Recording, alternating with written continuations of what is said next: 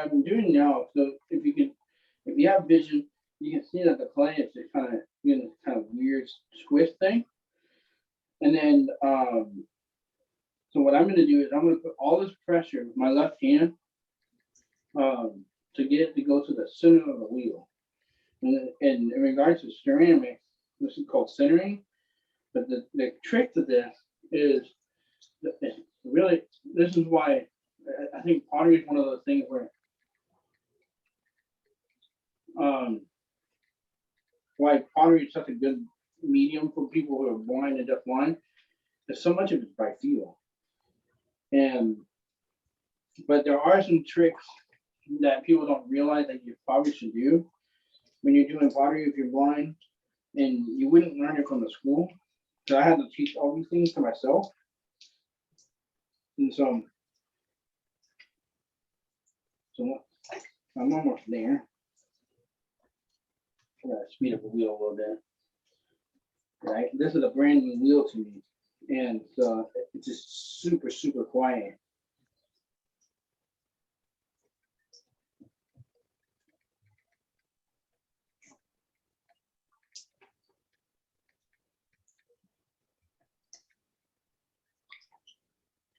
But if you guys have any other questions while I finish centering this, I'd be happy to answer some of those.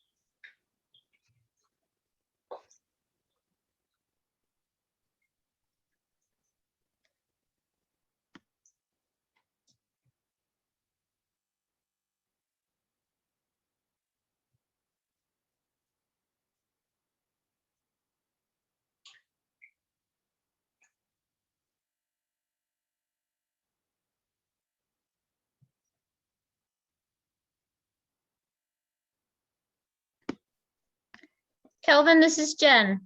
Yeah. So what was your schooling like growing up? Were you in a deaf or hard of hearing program, or in a public school system with some supports? So I was, that's a good question. I was all over the place. So I gotta grab a tool.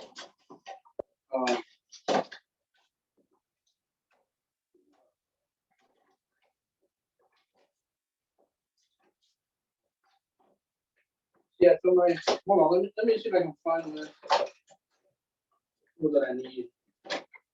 There we go. There, bam. So yeah, so my schooling was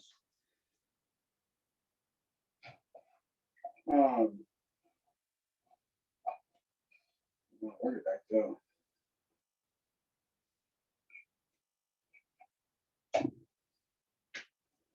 There we go. Bam. Okay. Yeah, so my schooling was so when I was in kindergarten, I was in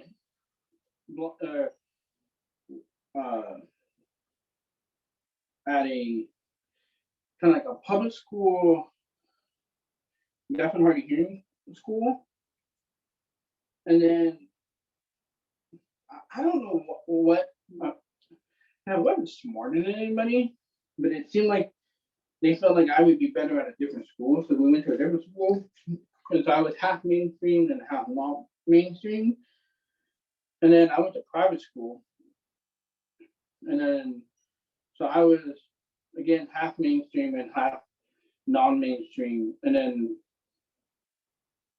I did that pretty much all the way up until I was a freshman in high school, and then I went fully mainstream. I didn't leverage the support from the school, from the non-mainstream. So after that, I think part of it, I just I never, well, I don't even know what the word is, but I feel like like maybe I was just bored. I don't know what the word means, but basically in high school, I was like, I could advocate for myself, and I really just advocated for myself not to have be in a non-mainstream class. So, and I wanted to be in all mainstream classes, and I did fine. I didn't have an 8 either, so it seemed to work out for me. Whether the best thing, there's pros and cons. I mean, I do feel like my high school career, my teachers got my grades for me rather than me because they just wanted to make sure I passed my classes, which then impacted my college because then I had to do all that stuff in college and make sure I knew how to do all that later. So, um, so just for those that are, so I'm moving on to the next process because I just centered the piece. So this is called pulling out the clay. So this is where you basically set the base of the piece, whether it's going to be the width of the piece is going to start off at the bottom, and so it's kind of like making a bowl on the inside. But you want to make this like this L shape into the wall. So like I have this tool that is kind of a rectangle. On one side more rounded, the other one a sharp edge. And I always use the sharp edge part of the tool to create this L shape in the wall. So that way I can feel where the bottom of the piece is and where the wall starts. So that way I don't over move the clay too far, or I don't move the clay out too fast. So it's one of those things in the clay that you want to put in there.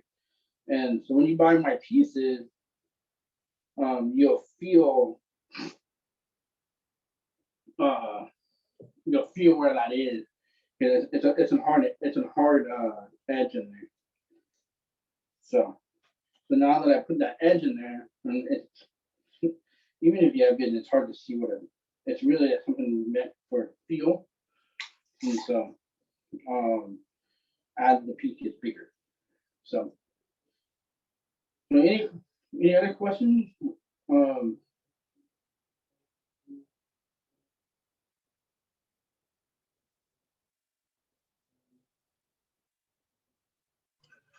It's Becky again, Kelvin. So I'm curious, you said that you went blind or you went legally blind at 19. Did you learn Braille after that? No, I tried, and then I realized Braille and I don't have a really good relationship. So they taught me Braille and Helen Keller, and because I wasn't mostly, I didn't stay on campus a lot. I would go out to the city a lot and go hang out with people in the city, and because of that, um, sorry, this bat pen keeps coming out and hitting my hand and it doesn't feel good. Where did I put that tool? Oh, there it is.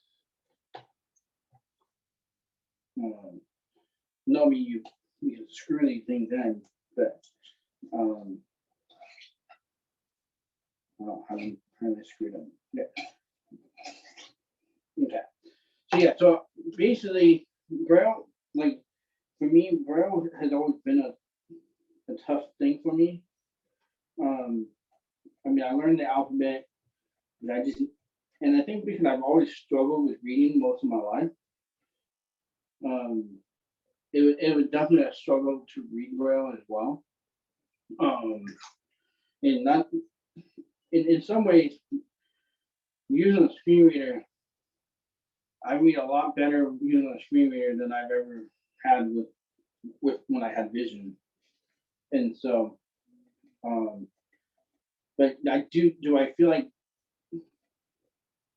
sorry, this clay is doing something funky on me.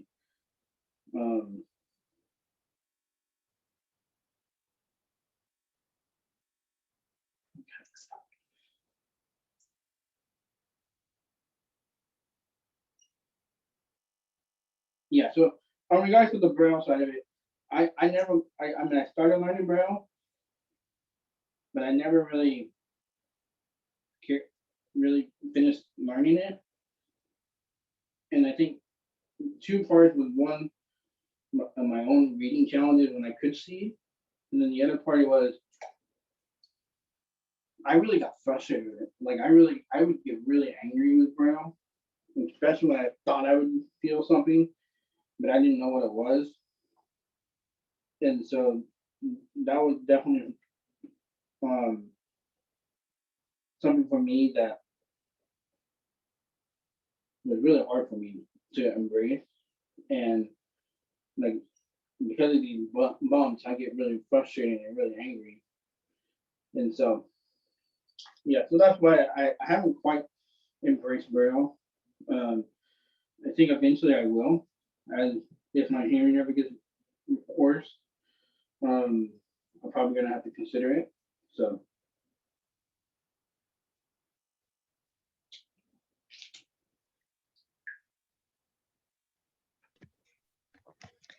Kelvin, this is Jen.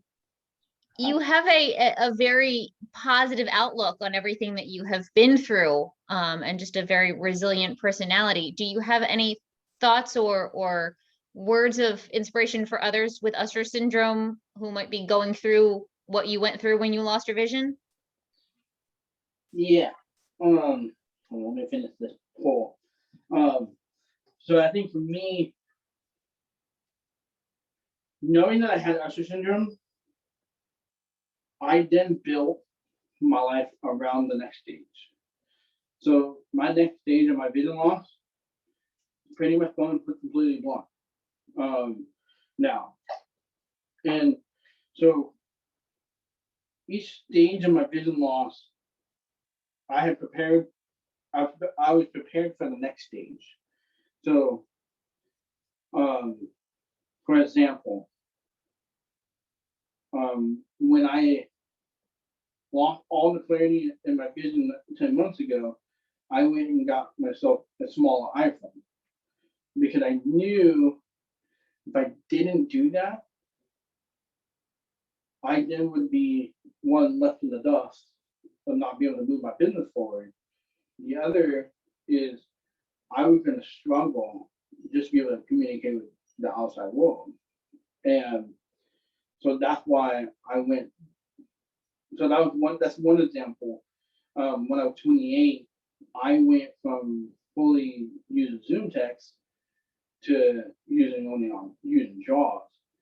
And so I just kept building. So each stage of my vision loss, I knew what would come. I just didn't know when. And so I started practicing those techniques before they occurred. And so that way, when that time came, I could then work on the next stage. Because like I'm not gonna unless somebody plucks my eyeballs out, I'm not losing my vision tomorrow. Um, so I can kind of plan, and that's kind of what Usher syndrome is. It's like you're just living life, and you're the next stage is coming. But when we don't know how fast. I mean, it's unpredictable in regards to Usher syndrome. And so for me, I just prepare for the next stage. And it's like now I moved to the iPhone. I'm completely audible on the computer using screen readers. Um, and then probably once we get to this next phase, I'm probably gonna, like I said, probably gonna have to really embrace Braille. Because if my hearing gets worse, if my vision gets worse, all right, am I ready for that? And am I prepared for that? So those are to me the kind of the next set of stages I'm gonna start looking at in the probably in the near future. So just being prepared for what's gonna happen next and getting those skills in place before it happens. If you don't get those skills before it happens, then you're kind of stuck. And especially if you're running your own business or running your own career, you don't want to be in a situation where you have to give up that job. So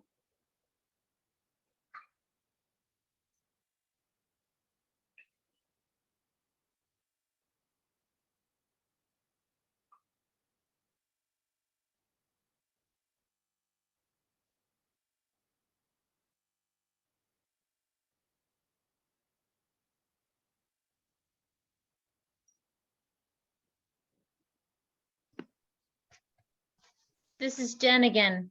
How has the pandemic and with everything, everybody being quarantined and distance and everything, has that impacted you at all? In regards to moving my business forward, yes. I would have had this lighted blanking out this year, but because of the pandemic, all my manufacturers and my suppliers all went on started building everything for the requirements for the trying to help get COVID relief stuff out. And a lot of my suppliers that I use, they also built in the ventilators. And so that was one of the things that I ran into in regards to the business. And that's also how I ran out of money to continue to run the business because of COVID, because I didn't have no way to get investors and have investors. Because so many of the investors that I was looking at, they also went under during COVID. Because a lot of the investment opportunities for that technology, they were struggling too. So it was, on a business standpoint, there were definitely some challenges. On a personal standpoint, I'm very fortunate to have a very supportive family and a supportive wife. And they allow me to run my business. Meaning I don't really have to go out a lot. Right now, a lot of times I would only go out when I go travel. And so now that we're starting to open back up and the vaccine's out and all that, we're having more opportunities. And so I'm starting to venture more out now. I mean, I really haven't been out since COVID a lot. I mean, I've been going out to the parks and so forth with my son, but so yeah, it's always interesting how COVID has affected a lot of us that are deafblind. And so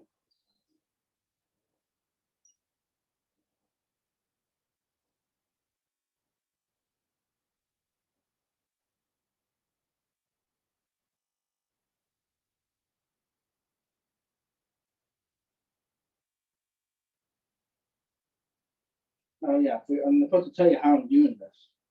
Keep forgetting. I'm just having so much fun. This is so much fun. Just chatting and throwing and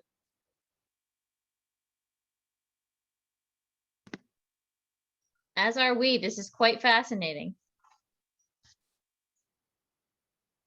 yeah, so I go live a lot on TikTok, and this is exactly what I do. But at least you guys can respond back to me on the live that people can't respond back to me. So it's kind of nice to be able to have a conversation.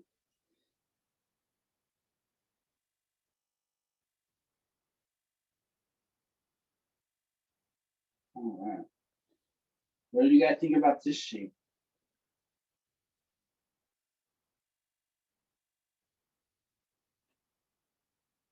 So for those that can't see, this is similar to the other base that I did. This is a little bit more narrow, not as wide, but it still has the outside pop out like a normal base does, and a really tall neck, and then it feels really good.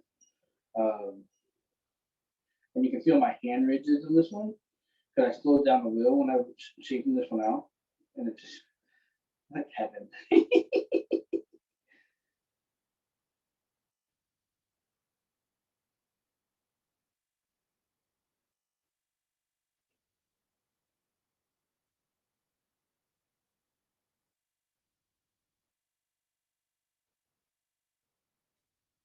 All right, so I keep going. I should call it quits on this one.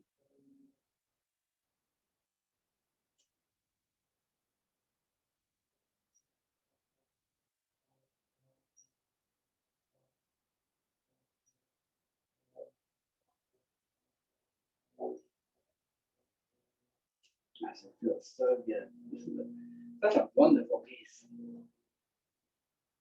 All right. I think I'm gonna call it quits on this one. We good with that?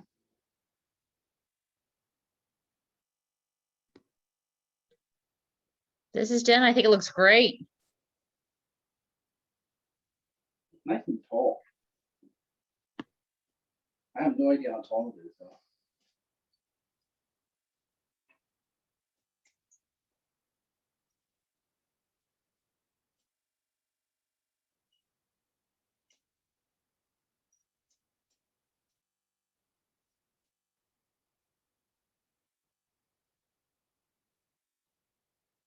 All right.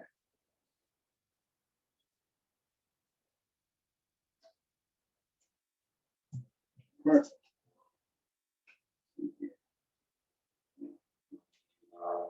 Voila. All right.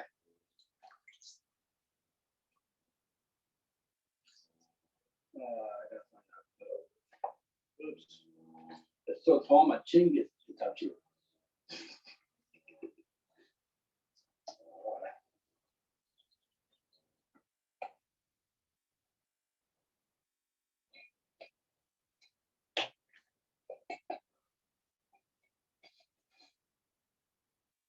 Voila.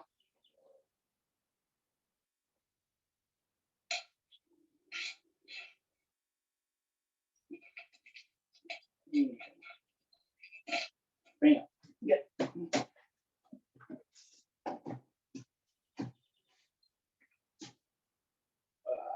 see here.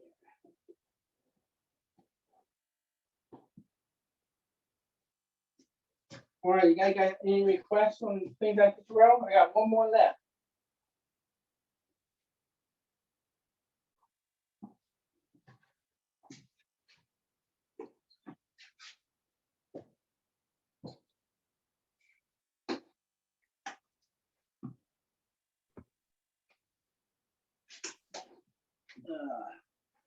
Yeah, I think it all looks great. So whatever you decide. All right. Can't find my other gap, so I'll just throw on the wheel.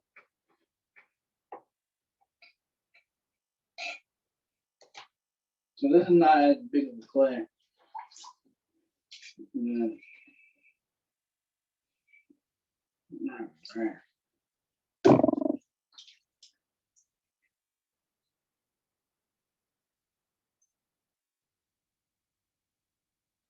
So can you guys tell me a little bit about your guys' Deafblind project?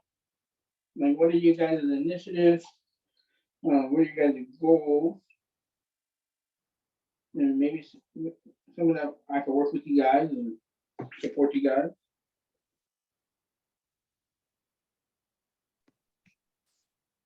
This is Jen. Yeah, so we serve children from birth to 21 who have hearing and vision challenges at the same time. Mhm. We're often working more with kids who have complex needs, because typically developing individuals like yourself who are going through school and have the supports you need don't always necessarily, the teams don't always necessarily need additional assistance. Mhm. But so it's great to have opportunities like this to really highlight and showcase successful deafblind adults, what their experience was growing up and going through school, transition to adulthood, and just accomplishments and how they're, thriving in adult life to be able to show families that this is possible for their child as well. Yeah. And you guys are out of, you're in one of the M states, correct? Yes, we're in Maryland. We cover Maryland and okay. DC. Okay. Yeah, so we're a little smaller over here. You guys are pretty big over there in California. Yeah, I haven't gotten, that's one thing I realized I have not gotten a lot really involved is in the Deafblind project here in California. I mean, I know Kathy Kersher and everybody from Helen Keller. And I know a lot of the Helen Keller people, but I haven't really gotten involved with that. And I think part of it is, yeah, I just went, because I really became deafblind after I was in K through 12. I think that might be the reason why I don't have a lot of connections. But you guys don't know the people out here that are part of the Deafblind project? Yeah, we have a lot of, that is the great thing about state deafblind projects is there's a lot of collaboration from across state lines. Either through presentations, or we all typically try and gather once a year to have a meeting all together. So a nice networking opportunity. Well, maybe when the next big deadline project, I could do a presentation for you guys. And now that I've known about the deadline project for a long time, but I never quite understood. And are each state different? Yes, so every state has their own deafblind project, and every state is different in how their education system runs, the supports that they provide. One of the things that we're really striving for now is support for interveners, for deafblind children having an intervener in school, somebody who can provide that additional visual information and bridge to the classroom. So there is the Cogswell-Macy Act has been introduced into Congress. And so we are heavily trying to get people to advocate and support that in hopes that it will provide additional supports for deaf, blind, and deafblind individuals. Yeah, I was on the initial advocacy on Capitol Hill for that. The Cogswell-Macy Act through DBCA. Probably 4 or 5 years ago now. When I was out there, and we were advocating, meeting with different, especially California. Our senator was interested in supporting it. I'm trying to remember who it was. It's been a while since I've worked on that initiative. So you said it made it to the House floor? Yeah, well, yes, I believe it has made it to, it has support on both sides of the line, Republican and Democrat. And I believe it's been introduced in the House. Not exactly certain. We have Sherry on the call, who has been on, been on the team. Yeah, this is Sherry. It has been introduced. We don't know what kind of movement's going to happen with it this year, but it has been introduced and it does have support from both parties. Okay. No hope getting over. But I know for us, it was still a very heavy Republican side when we were advocating. It was just when Trump got in office. And nobody really had any hopes at that point. And so, but it was just when it was being advocated for. What do we think about this piece? I have no idea how this feels. It's kind of a weird piece. It looks great. So this one might not make it off the wheel. I threw it on my wheel, not on a board. So you might get to see a massive disaster. So you learned all of your pottery skills after losing your vision? My advanced pottery skills, yes. So I did take some ceramic classes in high school, and I did have some vision then. But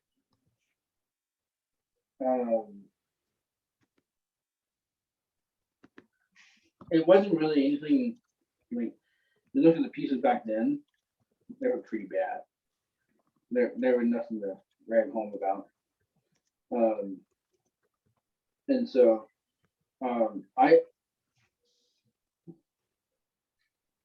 you guys can stop the recording if you want. I just want the first part of the recording. I'd like to make a little YouTube video out of it. So I'm doing double. I don't have to do double work. Okay. We were just waiting until you were done with this third piece. Okay. could see the final product. All right, I think this is as far as should I blow out? Maybe I make it narrow.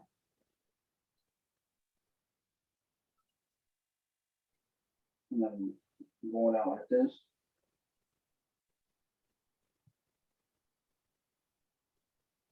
Voila.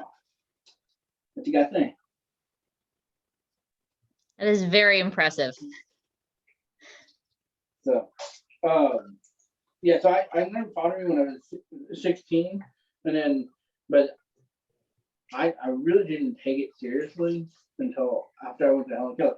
Helen Keller is what got me back into it, because I would have never came back to pottery because I was so frustrated that I couldn't like, even though I said I'm going to rejoice in my suffering and persevere and build my character, I was frustrated because, like, I mean, I lost my driver's license. There were just so many different things that were in my way.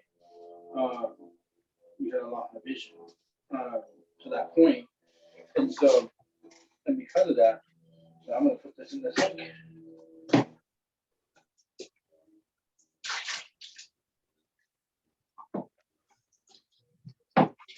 Right. Right there.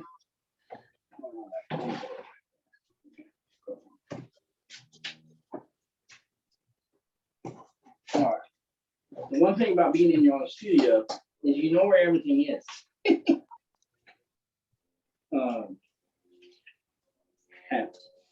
Let's see where I'm gonna go with this. I think there's some room, right? Nope, there's not room right there. Let's see. Where are we gonna go with this?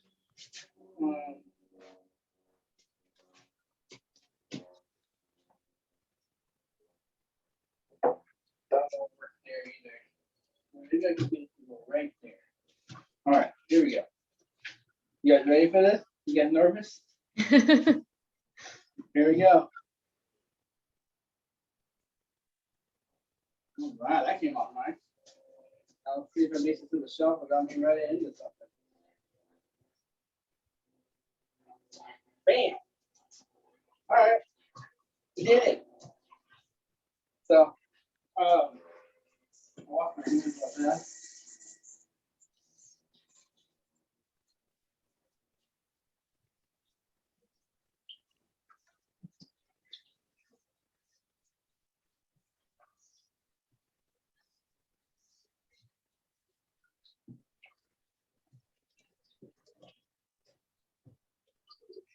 So, anyway.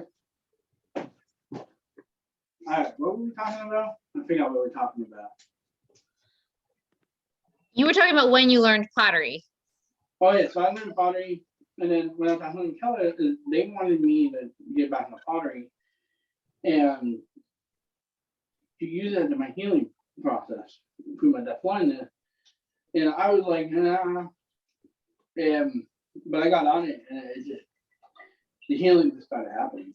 And I mean, I still wasn't very good at it, but it was still, I was able to make some pieces and be able to kind of like, all right, I got this. And then it wasn't until I went to college and really worked on my skills where it took me to the next level. And I mean, it took me to get to this point. I mean, I'm still learning. Like the new technique that I'm working on right now is making my cylinders narrow and then allowing myself to feel the shape as I throw. And it's a complicated thing to do because you have to be really confident in how you make the walls go up and be confident in that technique. And it definitely was, it's like pottery, learning pottery was like one of those things where like I was learning how to do it, but I also was struggling to be able to do it. And same thing with my vision. Like I was learning how to be blind, but I was struggling to be blind and what that meant. And I think in a lot of ways, pottery kind of had done the same process. Now, like you can give me any clay, I'll make something. Like there's no problem doing that. But that journey hasn't been easy. I mean, I wouldn't say I became a master potter until about after I graduated college. So.